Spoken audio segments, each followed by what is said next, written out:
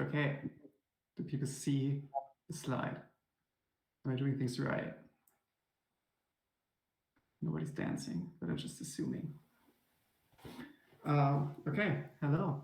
It's really my pleasure to open the student uh, talk session. And first of all, I have to apologize. My topic is psychology in games and look at the interdisciplinary relationship. And this is pretty much the most bland and abstract title that I could come up with. But the alternative was the title, how I went to Reddit, had a discussion with a stranger, and really had a self identity crisis because this is really what this talk is about. And the reason why I'm doing this is because when iGGi asked me to have a talk, they said, you know what, you can talk about whatever topic you like. And I say, okay, I'm not shy of topics that interest me. So I'm Maxi. Sorry, I didn't introduce myself. Come from psychology, with a bachelor's master's in psychology, and now doing computer science, HCI, studying emotions, specifically fear, how to design for them with effective computing in VR. And you get the picture. Uh, it's a mess already. um, and that's where I was coming from. So I was thinking, you know what? I want to entangle it a bit. I want to know, what am I? What does psychology in games even mean? What is this interdisciplinary relationship that we try to promote? And that's what I want to talk about. And like any good researcher, I started digging into literature, digging what was this relationship about in history of time. Kind of again with the early 2000s, where people just used psychological concepts to explain effects of games. Big one is violence. Make video games violent. There were a lot of studies that said, yes, we have video games, they make children violent, these should stop. And then nowadays, say, there's a kind of publication bias. It's more complicated, like that stuff. Like I don't want to go too deep into the topics. I just want to give an overview how psychology was used in terms of explaining games, stereotypes. Big one kind of worms that I don't want to open. Addiction. Is there gaming addiction? Do games promote addictive behavioral patterns? Um, there definitely is behavioral addiction in psychology. This can be used to explain people having to having to play, right? MMO RPGs for the entire day, stuff like that. There are gambling aspects of games. I mean, these are big topics that other people, I think, in the room are more able to talk about and will probably talk about in the within the conference. But these are just negative things explained by psychological concepts. Nowadays, it kind of changed a bit. It's not as negative anymore. People who played games as a kid grew up and said, you know what, we turned out good. We can research what good effects they had. Engagement, enjoyment, immersion. Games seem to have like a unique emotional pull. Um, some mental health aspects, like positive effects of games on stress, for example. The whole topic of serious games, which is games that are used as trainings for education or for health purposes, stuff like that. Games is just big, huge thing that can have positive and negative impact. And that is what psychology can explain. This is pretty much what is pretty apparent in media and the literature and stuff like that. So this is my starting point. This was my starting point, but I went into this and thought this can't just be it. There has to be more. So I did what nobody really should do, and I went to Reddit and to some subreddits, game design, psychology, and just to ask what people think. And especially game developers, game design aspect, we really said, you know what, if you want to talk about psychology with us, you have to give us strategies. You have to give us a specific list of things psychology can give to game designers that we can use to understand people to make better games. And I was really confused, but I tried. So I made a list. So I wanted to find all the topics related to games that it's some kind of psychological link. Um, you know, I started writing.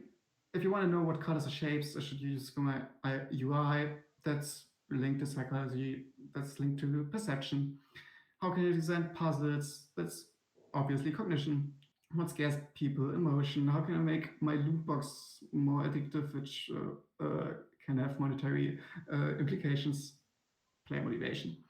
What it leads to, for example, open people for a specific audience. Yeah, personality or kind of facility. Empathy, really make my players feel for the main character. Social behavior, how do people behave decent on FPS servers, stuff like that. So when I wrote this down, I thought these aren't strategies. These are topics. These are research questions that people could ask.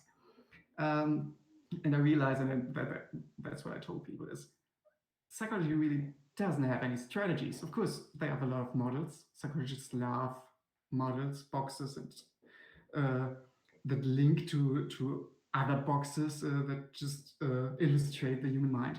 And of course, you can take it. You can take the aggression model that some psychologists put out there to explain how aggression works. Look at it and say, you know what? This is how games facilitate aggression. And then you just throw it out there and that's it.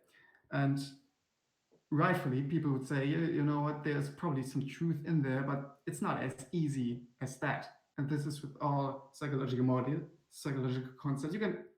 There are some models that really have like a universal truth in it, but any psychologist would tell you, they test it experimentally. They find out the effect is very context specific for some populations.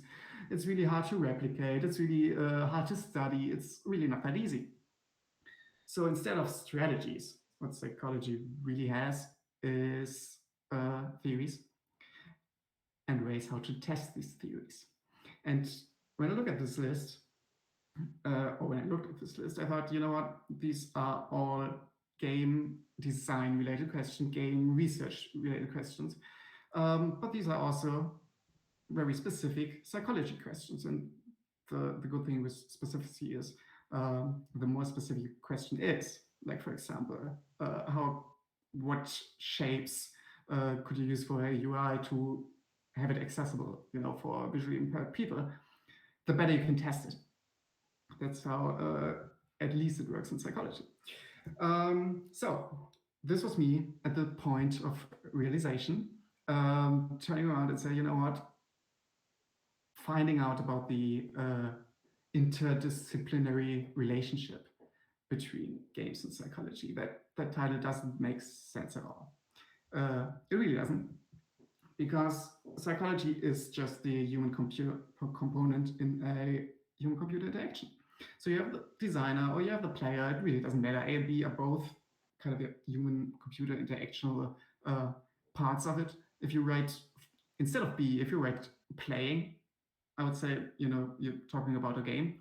If you write, I don't know, making online accounting or something like that, that's also human-computer interaction, but not games. That's pretty much how I define it.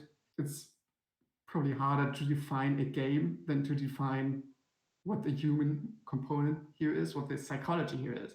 And if I look at it that way and say, you know what, every human-computer interaction researcher, every game designer, everybody who does that thing really works with psychology theories, but within the context of human-computer interaction, that just really means that human-computer interaction is psychology, right? And then that really solved a lot of problems for me, because I didn't have to say, I'm kind of computer scientist, kind of game designer. I do human-computer interaction, but I'm also a psychologist. I really am a psychologist in the context of human-computer interaction. And probably most of you are too.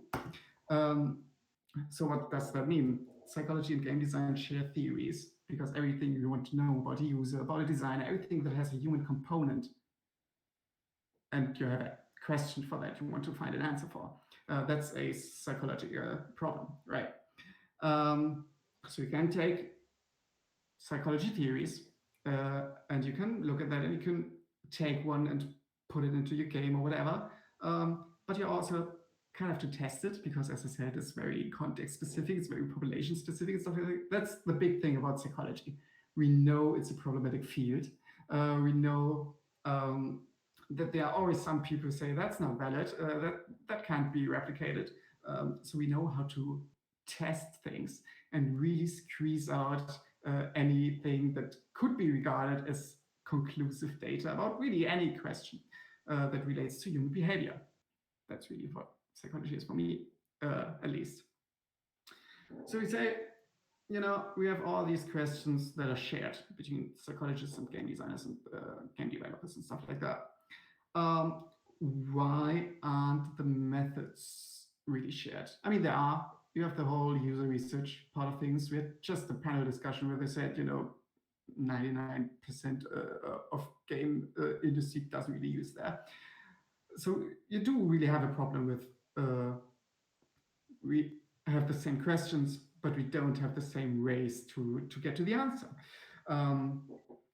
And this is a realization that really brought me to my point right here. Some of the ways psychologists use to answer questions are qualitative methods, really specific, complex quantitative analysis,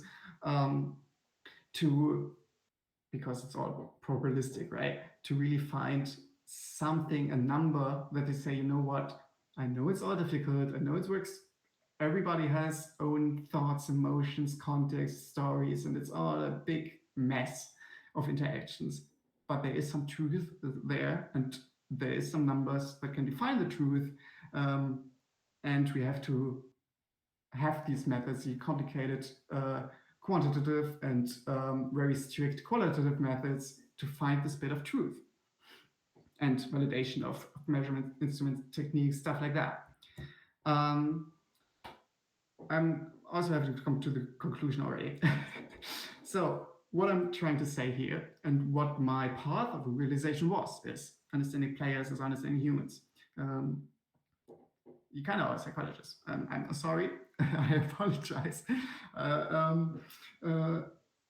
We have the same aims, we have the same theories, and they're probably, you can't just go to psychology and expect an answer, but you probably can go to any social science really and find a method that makes your specific theory testable, right? And games also have a unique way to gather behavioral data through player interactions. And there are great ways to use this data, albeit underutilized. What I mean by that is it's all about human behavior, and human behavior in the context of game is still human behavior. So from the psychology side, it really makes sense to use games to study human behavior. And from a game designer side, it really makes sense to, study behavior, to answer two questions, which are, let's say I want to know about the UI thing. If I really test a specific UI in a user research setting, right? I find something out about my specific game in my specific context for my specific population. I can make my game better. That is one thing, and that is already a very good thing. But the other thing is I find a bit of truth to what human behavior is. And this is really what psychology is all about. And I'm getting reminded that I have 4 minutes left. So I'm gonna say thank you, because I will omit all the 150 slides that give you the methods to connect all these ideas and use for your user research, and do that next year then. All right.